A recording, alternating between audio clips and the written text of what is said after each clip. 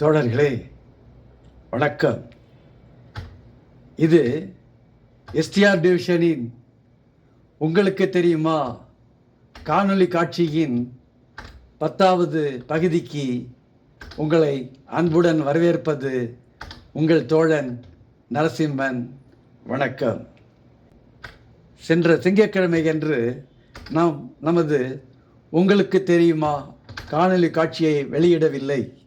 ஏனென்று சொன்னால், செவ்வாய்க்கிழமை 12ஆம் தேதி எஸ்டிஆர் டிவிஷனின் ஆண்டு விழா கூட்டம் நடைபெற இருந்ததால் அதற்கான ஒரு சிறப்பு காணொளி காட்சியை வெள்ளிக்கிழமை அன்று நாங்கள் வெளியிட்டதனால் 12ஆம் தேதி நடக்க உள்ள மாநாட்டிற்காக 11ஆம் தேதி அன்ற திங்கட்கிழமை அன்று ஒரு காணொளி காட்சியை உங்களுக்கு தெரியுமா காணொளி காட்சியை நாங்கள் வெளியிடவில்லை. இப்பொழுது அடுத்த உங்களுக்கு தெரியுமா காணொளி காட்சியின் 10வது பகுதிக்கு உங்களை அன்புடன் வரவேற்பது உங்கள் தோழன் நரசிம்மன். வணக்கம். நாம் இப்பொழுது பார்க்க இருப்பது என்னவென்று சொன்னால், நமக்கு பல பிரச்சனைகள் இருக்கிறது. அந்த பிரச்சனைகளை எப்படி தீர்ப்பது?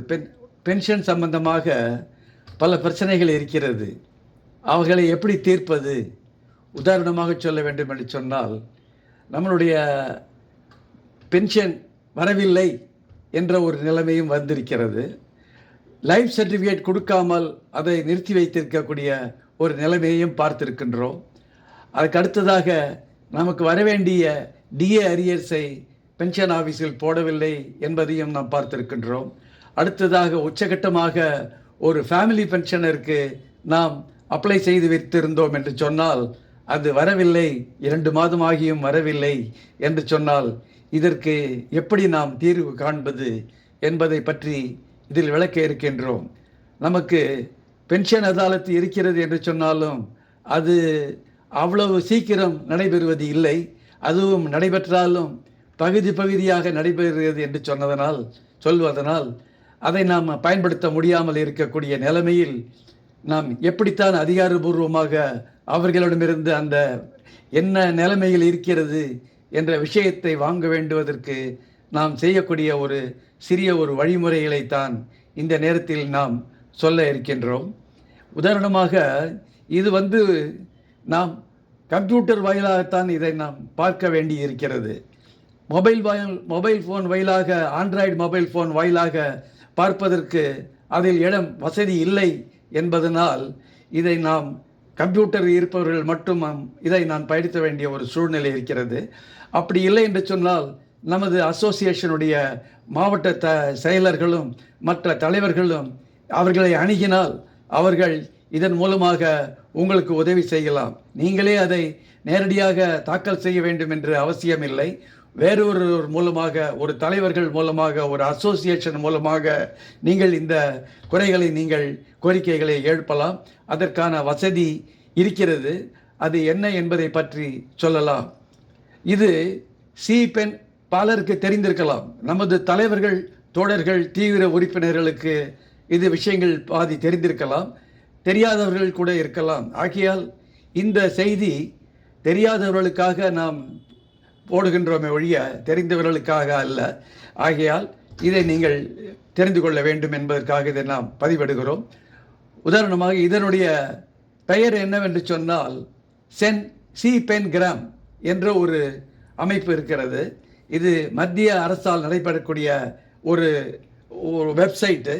இந்த வெப்சைட்டில் சென்ட்ரல் கவர்மெண்ட் பென்ஷனர்கள் தங்கள் குறைகளை இதில் பதிவிடலாம். அந்த குறைகளை பதிவிட்டு எந்த இலாக்காவை சேர்ந்தவர்களாக இருந்தாலும் அதை பதிவிடலாம். அதை பதிவிட்டோம் என்று சொன்னால் நிச்சயமாக 20 நாட்களுக்குள்ளாகவே உங்களுக்கு அதற்குடைய விவரங்களும் முடிவுகளும் நிச்சயமாக தெரிய வரும்.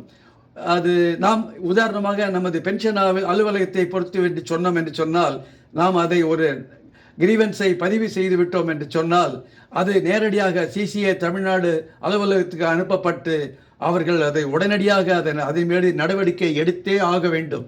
அதை எடுத்து அதை பார்த்து அதை சரியானதாக இருந்தால் அதை சரி செய்து விடுவார்கள். அல்லது உங்களுக்கு அதை பற்றிய தகவல்களை அந்த வெப்சைட்டின் மூலமாக உங்களுக்கு தகவல் வரும். இது cPengram என்று சொல்லுகிறார்கள். இதனுடைய வெப்சைட்டினுடைய அட்ரஸ் pgportal.gov.in என்று இருக்கிறது. இதனுடைய செயல்முறை விளக்கத்தை நான் இப்பொழுது உங்களுக்கு காண்பிக்க இருக்கின்றேன். ஆகையால் அந்த செயல்முறை விளக்கத்தை தயவுசெய்து கீழே கொஞ்சம் கவனமாக பாருங்கள். நான் இதை கம்ப்யூட்டர் வாயிலாகத்தான் செய்ய வேண்டி இருப்பதனால் இந்த மொபைல் மூலமாக காண்பிக்க அந்த இதை கம்ப்யூட்டரில் உள்ளதை இந்த மொபைல் ஃபோன் மூலமாக உங்களுக்கு காண்பிக்கின்றேன். அந்த செயல்முறை விளக்கத்தை நீங்கள் தொடர்ந்து கவனித்து வாருங்கள் என்று கேட்டுக்கொள்கின்றேன். தோழர்களே, இப்பொழுது நாம் கம்ப்யூட்டருடைய வெப்சைட்டிலே இருக்கின்றோம். இந்த வெப்சைட்டிலே கூகுள் சர்ச்சிலே போய் cPengrams 5.0 என்ற ஒரு லிங்கை நாம் கிளிக் செய்தோம் என்று சொன்னால் இந்த cPengraமினுடைய வெப்சைட் இங்கே தோன்ற ஆரம்பித்துவிடும். இந்த இடத்திலே நீங்கள் லாட்ஜ் யுவர் கிரீவன்ஸ் என்ற இடத்திலே நீங்கள் அதை கிளிக் செய்ய வேண்டும். கிளிக் செய்துவிட்டால் கிரீவன்ஸ் ரிஜிஸ்ட்ரேஷன் ஃபார்ம் என்று ஒன்று பக்கம் திறக்கும். அந்த பக்கத்திலே நீங்கள் எந்த இலாக்காவில் பற்றிய புகார் அளிக்க விரும்புகின்றீர்கள் என்பதை பற்றி கேட்டிருக்கும். அதில் நீங்கள் டெலிகாம் என்ற பகுதியை நீங்கள் கிளிக் செய்ய வேண்டும். கிளிக் செய்துவிட்டு கண்டினியூ என்று நீங்கள் பதிவிட்டால் அதனுடைய பிறகு type of pensioner telecom grievance registration form என்று இந்த பக்கத்தை திறந்துவிடும். இந்த இடத்திலே இந்த ஆஸ்ட்ரிச் மார்க் போட்டிருந்தால் அதை மேண்டேட்டரி ஃபீல்ட்ஸ் என்று சொல்வார்கள். அந்த இதை நீங்கள் கண்டிப்பாக பூர்த்தி செய்ய வேண்டும். முதலில் கேட்டிருப்பது ministry department from which retired என்று சொல்லியிருக்கும். இந்த இடத்திலே நீங்கள் செலக்ட் என்று செய்தால் டிபார்ட்மெண்ட் ஆஃப் டெலிகம்யூனிகேஷன் என்று போட வேண்டும். அடுத்தது office organisation from which retired என்ற இடத்திலே நீங்கள் போட்டால் BSNL என்று நீங்கள் பதிவிடலாம். அடுத்தது கிரீவன்ஸ் பர்டனிங் டு என்று சொன்னால் பென்ஷன் எதை பற்றி உங்களுடைய கிரீவன்ஸ் இருக்கிறது என்று சொன்னால் பென்ஷன் டிஸ்பர்சிங் பேங்காக அல்லது டிபார்ட்மெண்ட் மினிஸ்ட்ரியை பற்றியா என்பது ஒரு கேள்வி வரும். இதில் நமக்கு CCI அலுவலகத்தை பற்றிய பிரச்சனையாக இருந்தால் டிபார்ட்மெண்ட் ஆஃப் மினிஸ்ட்ரி என்ற பகுதியை நாம் கிளிக் செய்து வேண்டும். அடுத்ததாக கிரீவன்ஸ் கேட்டகரி என்ற ஒரு பகுதி கேள்வி வந்திருக்கிறது. அந்த கேள்வியை நீங்கள் எந்த உங்களுக்கு கம்ப்ளைண்ட்டை நீங்கள் பதிவிட வேண்டும் என்பது கேள்விகள் வரும். அதை நான் அறிய எல்லா விஷயங்களும் அதில் இருக்கிறது.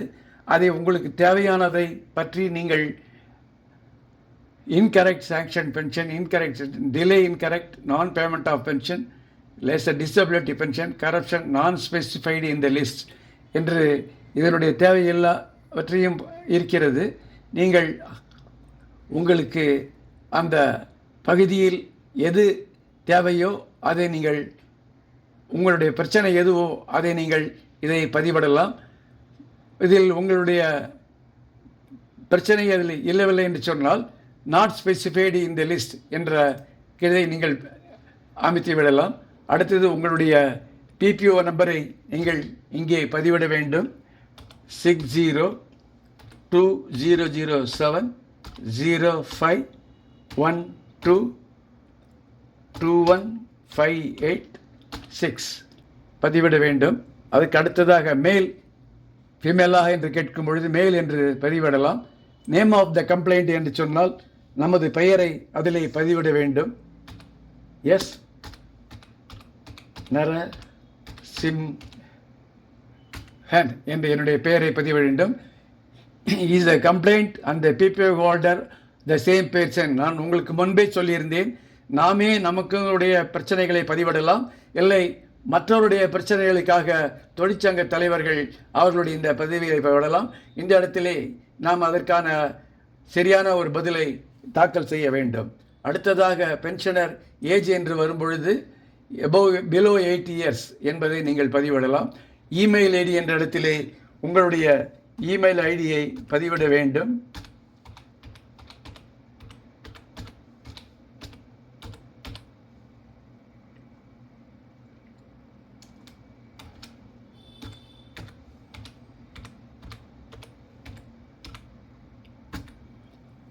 அடுத்ததாக உங்களுடைய விலாசத்தை பதிவிட வேண்டும். தமிழ்நாடுக்கு பிறகு டிஸ்ட்ரிக்ட் என்று கேட்டிருக்கிறது. அந்த இடத்திலே சென்னை என்று நாம் பதிவிட வேண்டும், அல்லது உங்களுடைய மாவட்டத்தை பதிவிடலாம். உங்களுடைய பின்கோடை கேட்டிருக்கிறது. உங்களுடைய பின்கோடை அதில் நீங்கள் பதிவிட வேண்டும். மொபைல் நம்பரை கேட்டிருக்கிறார்கள். மொபைல் நம்பரை பதிவிட வேண்டும். அதற்கு பிறகு select type of retirement pension என்பது சூப்பர் அன்னிவேஷன் அல்லது விஆர்எஸ் என்று நீங்கள் போட்டுவிட வேண்டும். அடுத்து பேங்கை பற்றி கேட்டிருக்கிறார்கள். ஸ்டேட் பேங்க் ஆஃப் இந்தியா என்று போடலாம். பென்ஷனர்ஸ் அக்கௌண்ட் நம்பரை கேட்டிருக்கிறார்கள். அதை மேண்டேட்டரி ஃபீல்டாக இல்லாதனால் அதை நாம் பதிவு பண்ண வேண்டிய அவசியமில்லை. இது பேங்கை பற்றிய பிரச்சனை இல்லாததனால் அதை பற்றி நாம் குறிப்பிட வேண்டிய அவசியம் இல்லை. அடுத்ததாக details of grievance up to 4000 characters என்று இருக்கிறது. அந்த details of grievance up to 4000 characters என்று இருக்கிறது. இந்த இடத்திலே நீங்கள் உங்களுடைய பிரச்சனைகளை ஆங்கிலத்திலே பதிவிட வேண்டும். அது எழுதிய பிறகு கீழே to you want to upload document PDF only என்று இருக்கிறது. அந்த குறைகளுக்கான ஒரு நிரூபணமாக உங்களுடைய சான்றிதழ்களை ஏதாவது நீங்கள் அனுப்ப வேண்டும் என்று சொன்னால் அதை நீங்கள் அனுப்புவதற்கு பிடிஎஃப்பில் அனுப்ப வேண்டுமா என்று கேட்கும். எஸ் என்று நீங்கள் சொன்னீர்கள் என்று சொன்னால் அதில் பிடிஎஃப்பில் அனுப்புவதற்கான ஒரு வழிமுறைகளை உங்களுக்கு அது அட்டாச்மெண்ட்டை அனுப்புவதற்கான ஒரு பகுதியை காண்பிக்கும். சூஸ் ஃபைல் என்று வந்த ஒரு காலம் வந்திருக்கும். அந்த இடத்திலே நீங்கள் உங்களுடைய டாக்குமெண்ட்டை எந்த இடத்திலே சேமித்து வைத்திருக்கிறீர்களோ அந்த ஃபைலை சூஸ் பண்ணிவிட்டு அட்டாச் என்று சொன்னால் அது அட்டாச் என்று சொல்லிவிட்டு சப்மிட் என்று சொன்னால் அந்த உங்களுடைய டாக்குமெண்ட் அது அப்லோட் ஆகிவிடும்.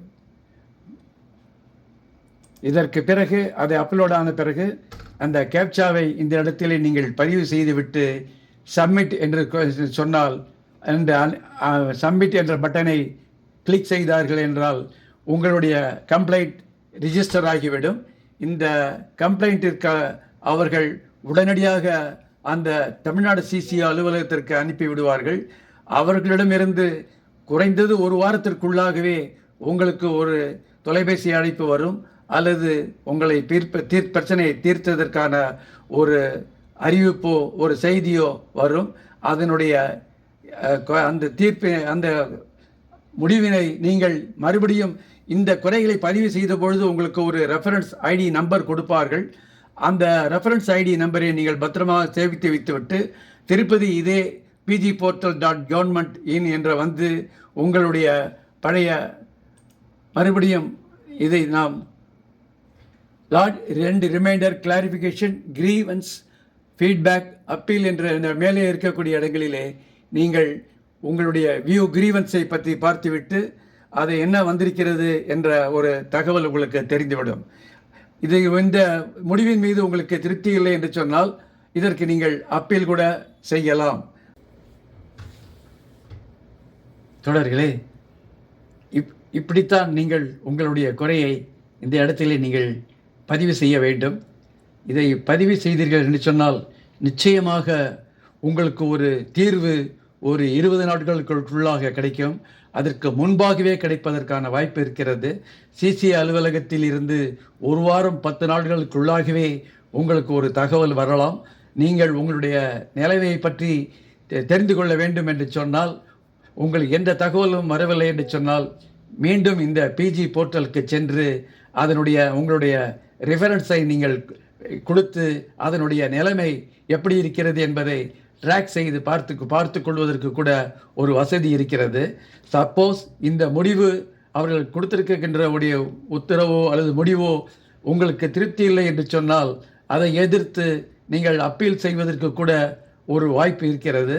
ஆகையால் தோழர்கள், நமது தலைவர்களிடம் சொல்லி உங்களால் முடியாவிட்டாலும் கூட உங்கள் குறைகளை நமது மாவட்ட செயலர்களிடோ அல்லது தலைவர்களுடையோ அல்லது கம்ப்யூட்டர் தெரிந்த தோழர்களுடையோ சொல்லி உங்கள் குறைகளை நீங்கள் லாட்ஜ் செய்து இதற்கு ஒரு தீர்வை காண்பதற்கு நீங்கள் முயற்சிக்க வேண்டும் இந்த பகுதி என்று கேட்டுக்கொள்கின்றேன்.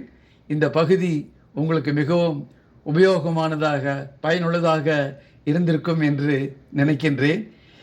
மீண்டும் ஒரு புதிய செய்தியுடன் அடுத்த வாரம் திங்கட்கிழமை ஒரு காணொளி காட்சி வராது.